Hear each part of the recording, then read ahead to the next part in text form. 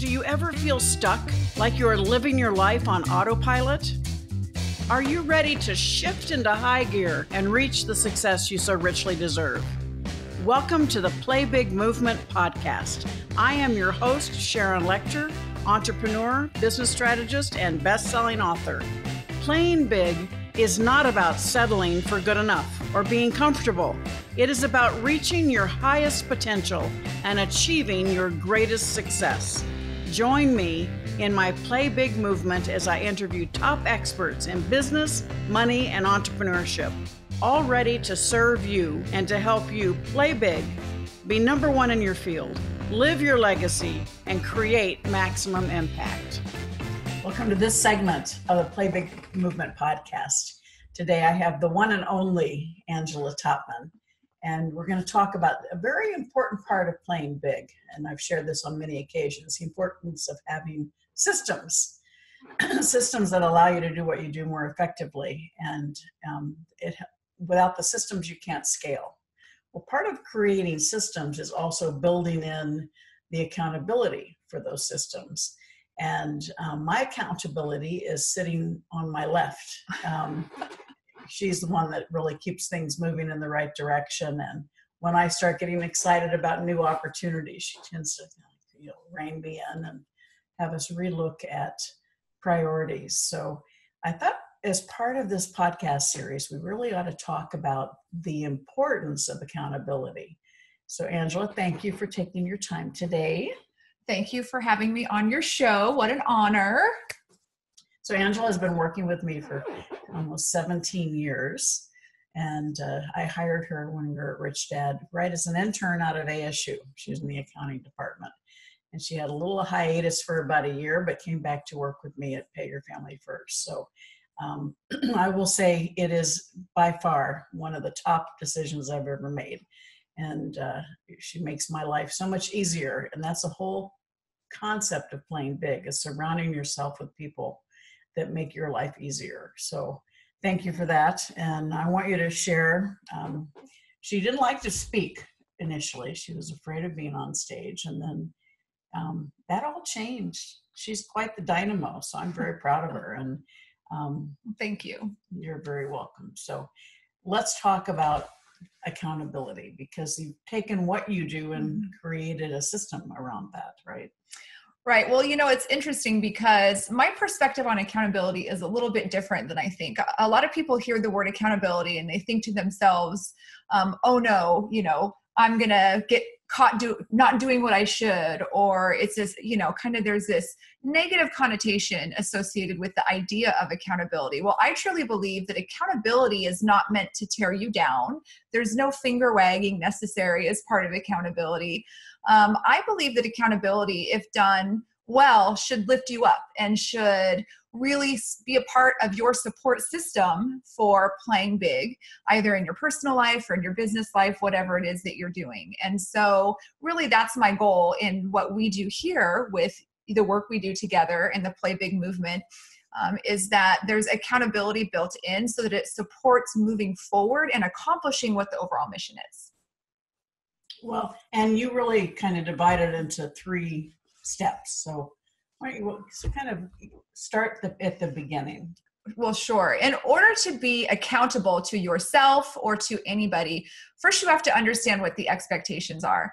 And, throughout my work with Sharon at the Rich Dad Company, as well as here at Pay Your Family First, I've been very blessed to be able to participate in a lot of really excellent training. And one of the lessons that I have learned that will stick with me forever is that the majority of upsets are caused by unmet expectations.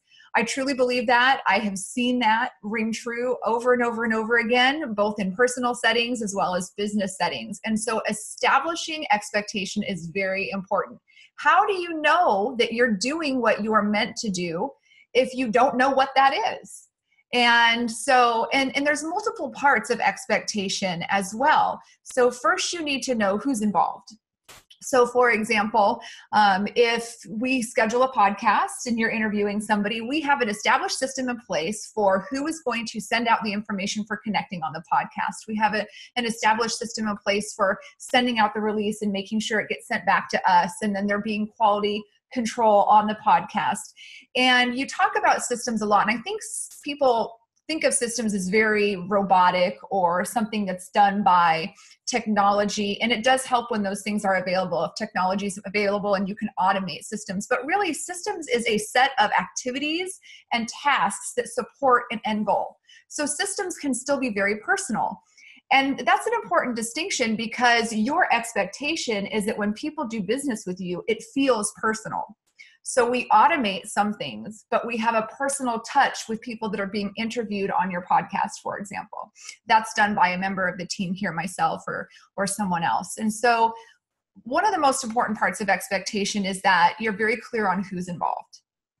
Another part of it is that the expectation is measurable. And Sharon, you talk about goal setting and the importance of having a measurable goal. Well, an expectation is a goal, essentially. And so how do you know if you've achieved your expectation if you can't measure it? So knowing who's involved and then having a very clearly defined goal, both two very important parts of expectation. Well, and I think when you think about expectation, typically stress is the anticipation of your expectation either being met incorrectly or not being met at all. So there's a lot of intangibility around expectations. And so what Angela's talking about is creating a tangible frame around your expectations so that you have the highest likelihood of reaching those goals or those expectations. And part of that is, going from the dream to the wish to the goal. And the more you can frame it, the more likelihood you will actually achieve it. Absolutely. So what's the next step? Well, once you've established your expectation, once you know what it is you want to do, you've identified the parties and you figured out how you're going to measure if you're hitting it, it's very important to communicate those expectations. And I'm sure that you can think of, and I can absolutely think of situations in my own life where I was upset by something because somebody didn't do what I wanted them to. And then they said back to me, well, you didn't tell me. And I was busted. There was no argument because I didn't clearly communicate my expectation. And, some of the more humorous examples would probably be situations between my husband and I where, again, we just didn't communicate clearly enough who was going to handle something. But again, this becomes very important in a business setting as well, because especially if you have team working around you, which again, you talk, Sharon, and you advocate for building a solid team around you, they need to all understand and feel good about how they're contributing to what your common goal is. And so you have a mission, you have team members that are helping you achieve that, or you have people that you're working with, or let's say clients, you're working with clients to achieve your mission. That is your mission. And they need to understand what to expect from your interaction. And the only way that they'll know that is how you communicate it. Well, you've heard me say many, many times, communication is usually at the bottom of every issue, positive and negative. And I can't even count the number of times when I realize that I haven't properly communicated what my expectations are. But you've created a system that really works when around here I'll say, well, we have to remember to do this. And the answer is, it's already done.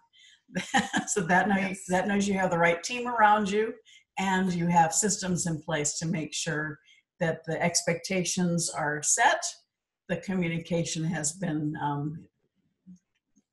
accomplished with the people that need to hear about it, and the results are there. And so I always smile because, and my answer is, of course it is. So it just makes me feel good having to say it and now to hear that response. So again, team, communication, expectation, and they all work together to create success. Well, and just to support what you shared about internal communication, the communication around expectation or anything, as you've made the point, is two-way. And that's something that is very important, specifically related to expectation, because we're not necessarily talking about making directives and then that being the end of it. There needs to be an environment where your team can feel comfortable saying to you, I'm not clear on what it is you want, or I understand we have a new expectation, but I'm not clear on the process to get to that.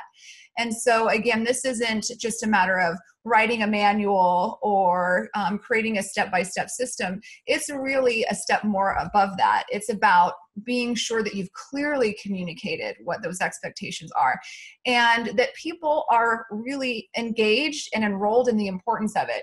A lot of times what we see happening with clients is that they have an expectation, they've communicated it, but they're still not getting the results that they want from the people around them, or they're still having unmet expectation. Well, unfortunately, in those instances, it's often because the people they're relying on, or that they're trying to hold accountable to those expectations, they don't share the same priority of importance for that expectation that they do.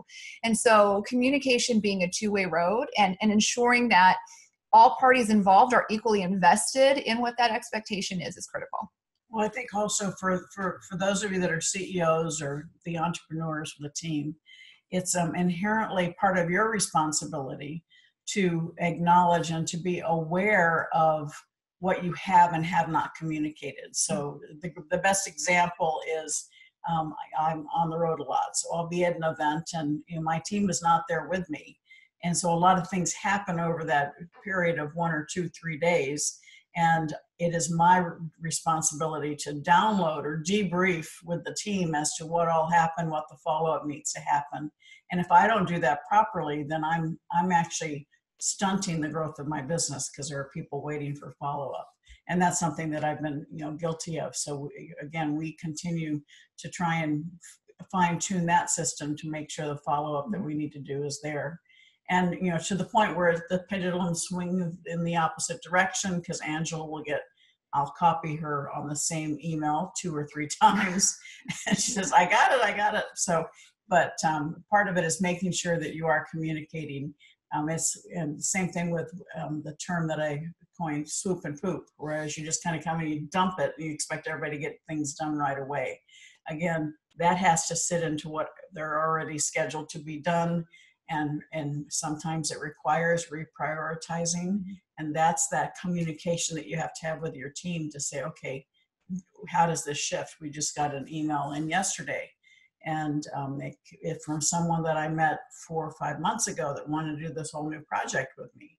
And I'm glad at the time I didn't clear the decks for that project, because took 4 months to hear from this person. So now I'm less excited about it than I was 4 months ago, but I still want to look at it because it's something that is a new initiative that I want to do, where they would do most of the work, which is always a good thing. So, but be aware of not only your communication, but the communication from the people that you work with, because if it's somebody that doesn't follow up very well initially, then it probably is something that might reoccur during the relationship. So, but I think you have a third step, right? The third step, yes. So I keep saying very important. They're all very important, and they really are. The third step, equally as important, if not more so than the first two, is evaluation.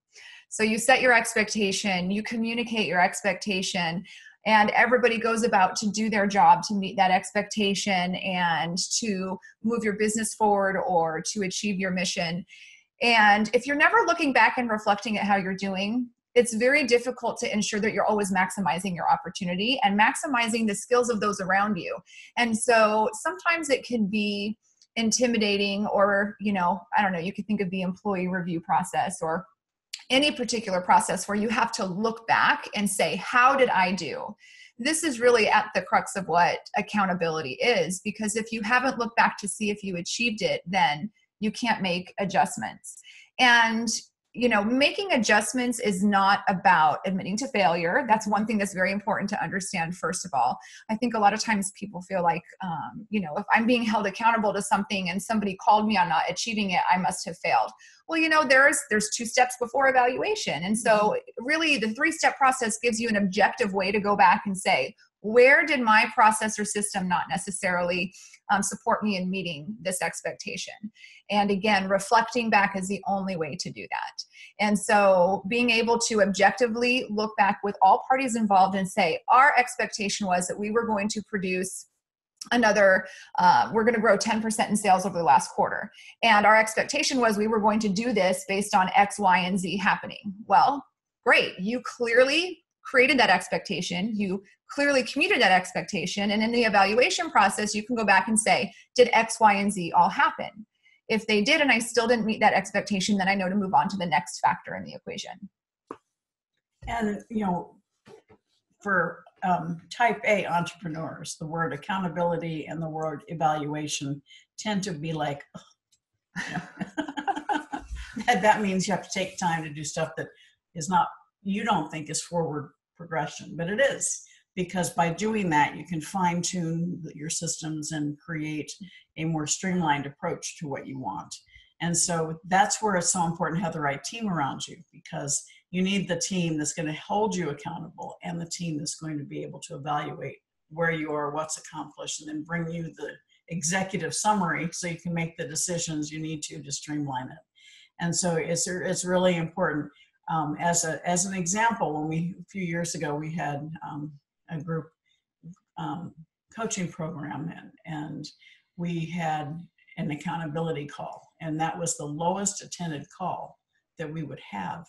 And we changed the name. What was the name changed to? You remember? I don't remember. But we did take the word accountability out of it. We took the word accountability out of it, and we saw an increase in attendance for that call. So does that tell you something? Ask yourself, would you show up on the accountability call? Right. So it kind of, I guess maybe it's almost a subconscious reaction to that, because people don't want to be held accountable. And yet, if you truly are committed to building a strong business, that's exactly what you want to be. And same thing when we did a group, we asked people to submit their financial statements. And some people, Johnny on the spot right away, had them to us because they were investing in themselves and they wanted to have results. And so they complied. Other people were hesitant to want to share what they were doing financially. So it's, ask yourself, where would you be in that scale? Are you ready to hold yourself accountable? Because that's more important, because a lot of it's what's going on up here. And as we complete this particular podcast, we're going to actually do a shorter one for those of you that belong to the private Facebook group, and talk a little down and dirty about things that can happen.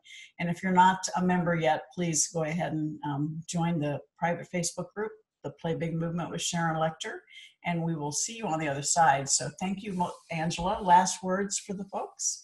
Thank you for being here, and good luck. I hope that you have your 3-step process written down, and that you're looking at how you can improve accountability to empower yourself and your team. Those 3 steps again are?